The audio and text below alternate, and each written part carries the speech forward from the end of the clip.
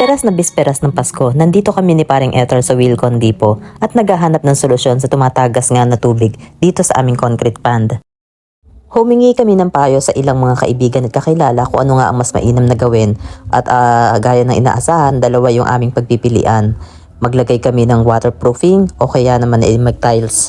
Yung mga ganitong waterproofing na try ko na tuminsan sa gutter, effective naman kaya lang syempre hindi yan nagtatagal ng matagal kaya kailangan i-maintain mo talaga, kailangan mo ulit pahiran. Kainaman, mabait at maalam yung nag-assist sa amin dito sa Wilcon Depot. Kumbaga tinuro niya sa amin kung ano ba dito yung harmless sa mga isda at kung ano talaga yung mas mainam na gamitin para sa mga pond.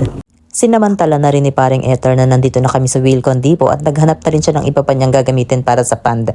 Kung yung iba busy sa Christmas rush o di kaya naman ay paghahanda ng Noche Buena, kami naman ay paghahanda sa paghahanap buhay pa rin ang iniisip.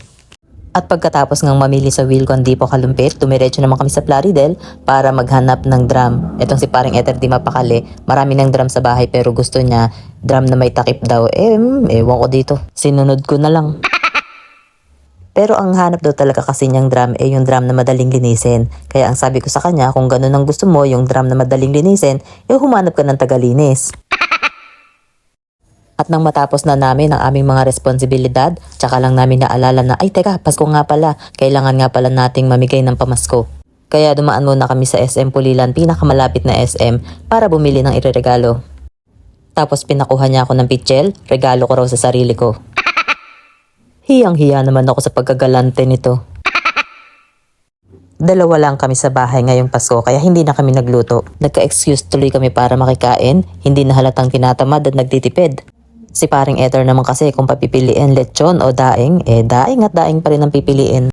Subaybayan nyo pa rin po sana ang aming vlogs at tulungan, suportahan nyo po kami sa aming hituan.